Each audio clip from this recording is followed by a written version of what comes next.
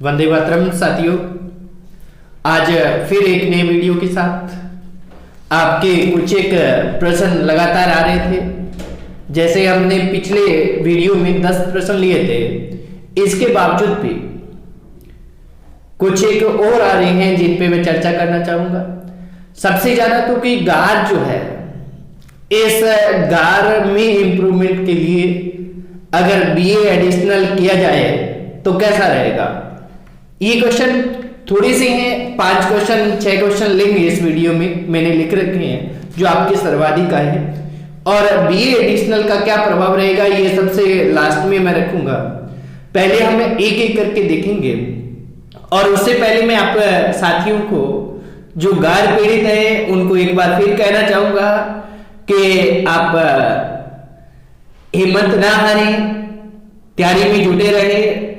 आपको गवर्नमेंट चाहेगी तो आपको मिलेगा, नहीं चाहेगी तो कोर्ट भी साथियों को दे रहा है, तो निश्चित तौर पर आपको फायदा मिलेगा।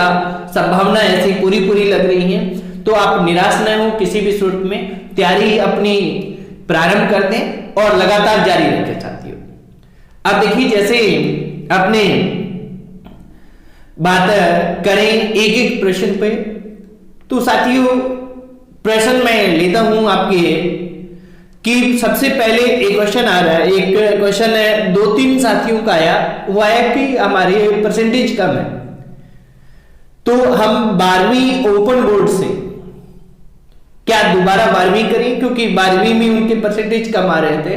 तो साथियों 12वीं ओपन बोर्ड से या किसी भी बोर्ड से अब दोबारा करने का कोई भी किसी भी प्रकार का फायदा नहीं, तो आप इस विचार को त्याग दें। किसी भी प्रकार का कोई बेनिफिट आपको 12वीं ओपन बोर्ड से करने के लिए नहीं होने वाला है, इसलिए चिंतित या सोचना अब निरर्थक है। इस पे चिंता करना या सोचना निरर्थक है, तो आप ये ध्यान रखें।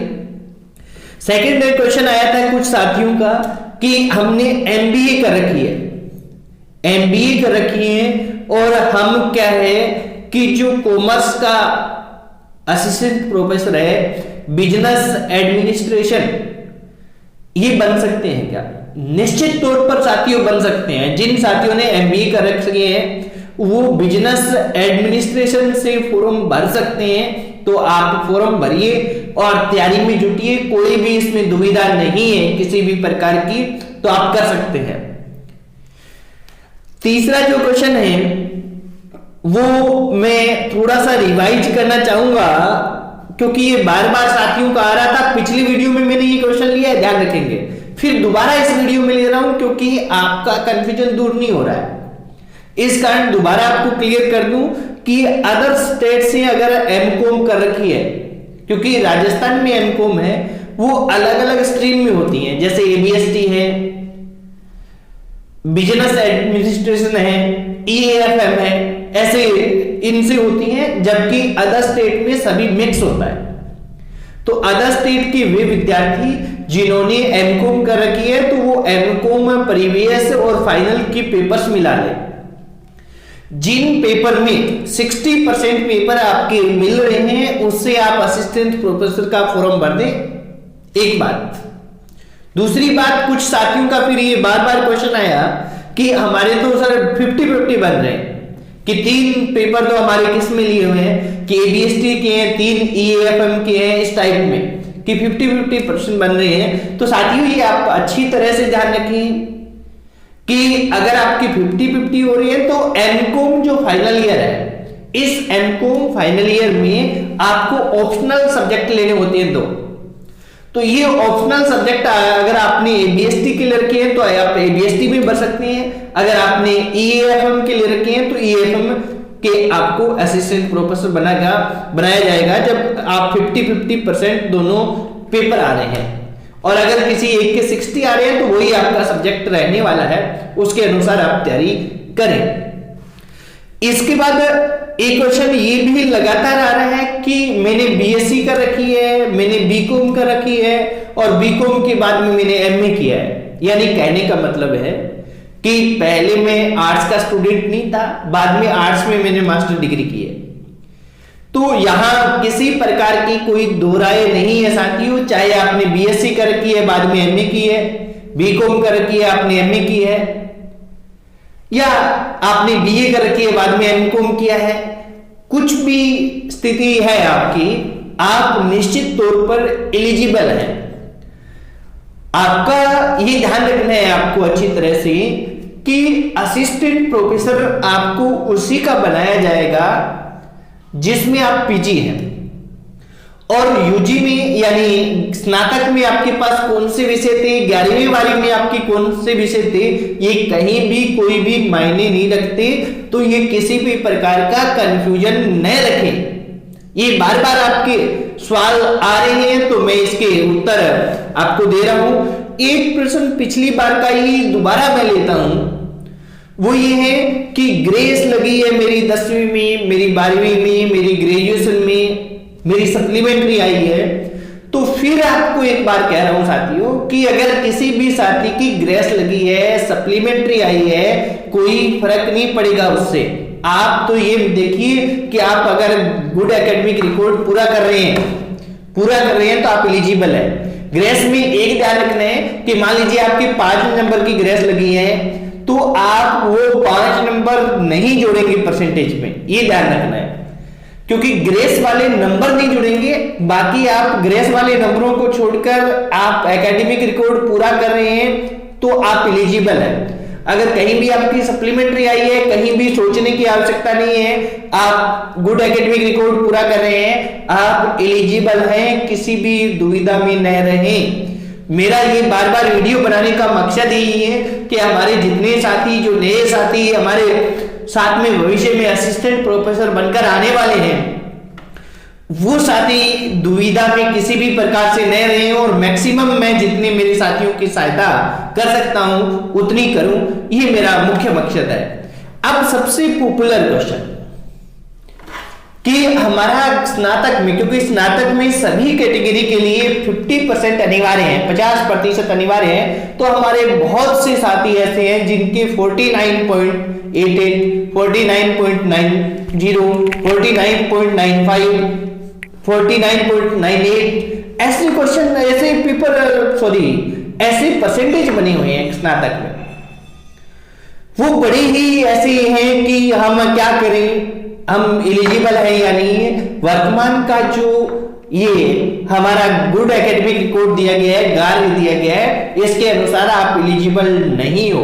एक बात तो ये है, पर यहां निराश नहीं होना है साथियों, आप आगे की बात भी सुने कि एलिजिबल नहीं हो, पर एक यहां अपनी वो क्या सोचते हैं साथी जिनके 1, 2, 4% कम भी हैं, तो वो सोचते हैं कि हम बीए एडिशनल किसी सब्जेक्ट में कर लें तो हमारे परसेंटेज इंप्रूव हो जाएंगे।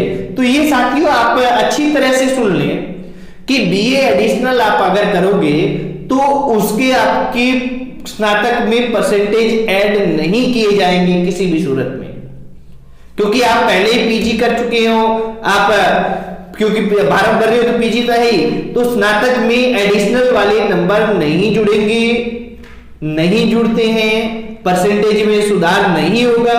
तो स्नातक बी एडिशनल करने की कोई भी किसी प्रकार की फायदा नहीं होने वाला है आपको, ये आप अच्छी तरह ध्यान रखें, क्योंकि ये सबसे ज्यादा क्वेश्चन पूछा गया है अब तक मेरे से।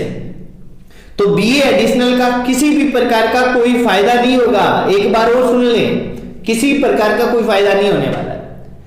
अब देखिए जो साथी ये है कि गुड एकेडमिक रिकॉर्ड पूरा नहीं कर रहे साथियों, जैसे मैंने गार पे एक बनाया था, उससे मेरे कुछ सीनियर साथी हैं जो गुड एकेडमिक रिकॉर्ड रखते हैं, वो भी नाराज हो रहे हैं कि आप गार पे क्यों बात करते हो, परंतु मैंने सीधी सी बात पहले ही आपको कही है कि गार के जो विद्यार्थी हैं उनके लिए मेरा दिल व्यथित होता है, मेरा हृदय दुखी है, क्योंकि जो परसेंटेज पूरा नहीं कर रहे, गार पूरा नहीं कर रहे, उनका तात्पर्य ये नहीं है कि कॉलेज टाइम में उन्होंने मस्ती मारी है, वो पढ़े नहीं है, 10वीं 12वीं में वो पढ़े नहीं है।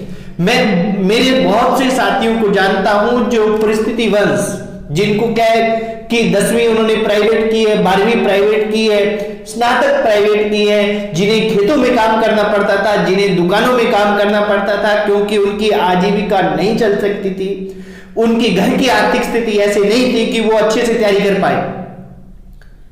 और ऐसी परिस्थितियां थी तो वो काम करते थे पूरे साल, और लास्ट में 1 महीना 10 दिन ऐसी 1 वीक सीरीज या और कोई माध्यम से इंपॉर्टेंट क्वेश्चन पढ़ के उन्होंने कैसे न कैसे अपनी पढ़ाई को जारी रखा। क्या हम उन साथियों को उन्होंने आज अध्ययन करके अपने सब्जेक्ट पर बहुत अधिक पकड़ बना दी है, क्या वो साथी बाहर हो जाएंगे? क्या उन्हें बाहर रखना उचित है? किसी भी रूप में साथियों उचित नहीं है। मेरी दृष्टि यही है। तो गार वाले अभ्यर्थी हैं वो जैसे 9 तारीख को प्रदर्शन हो रहा है उसमें आप जाएं और राजनीतिक और प्रशासनिक तौर पर पूरा प्रयास करें कि गार हटे। संभावना है कि हट जाएगा अगर आप पुरजोर तरीके से जुटोगे तो, और नहीं जुट भी हो पाएगा तो कोर्ट है, कोर्ट ने अभी एक महिला अभ्यर्थी को अनुमति दे दी है। आप सभी भी कोर्ट में रिट लगाएं। अगर वहां से रिलैक्सेशन नहीं मिलता तो कोर्ट से रिलैक्सेशन मिलेगा।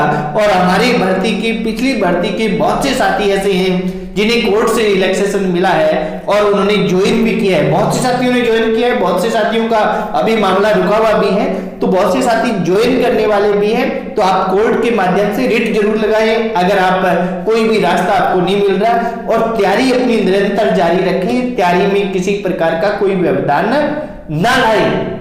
और मैं प्रत्येक दिन आपको वीडियो बनाकर देता रहूंगा। और मैं अब कल से जो स्टार्ट कर रहा हूं साथियों, वो सबसे पहले राजस्थान के मुख्यमंत्री बात करूंगा। एक कहानी रूप में आपको बताऊंगा राजस्थान के जितने भी मुख्यमंत्री हुए हैं। और मेरा आप सभी से अनुरोध है कि अपने जितने भी साथी तैयारी कर रहे हैं सभी तक ये वीडियो पहुंचाएं ताकि सभी साथी मोटिवेट हो। मेरा उद्देश्य यही है कि आप सभी को मोटिवेट रखना, किसी भी प्रकार की आप में निराशा नहीं करें, उसके लिए मेरा आपके साथ लगे रहना। यानी मैंने पहले ही इस मेरे वीडियो श्रृंखला को नाम दिया है प्रारंभ से मंजिल तक। तो साथियों जहां तक मंजिल हम प्राप्त करेंगे तब तक मेरा प्रयास रहेगा कि मैं आपके साथ रहूं। तो कल से हम राजस्थान के मुख्यमंत्री श्रृंखला शुरू कर रहे हैं और इस राजस्थान के मुख्यमंत्री हैं इसको कहानी रूप में आपको बताया जाएगा।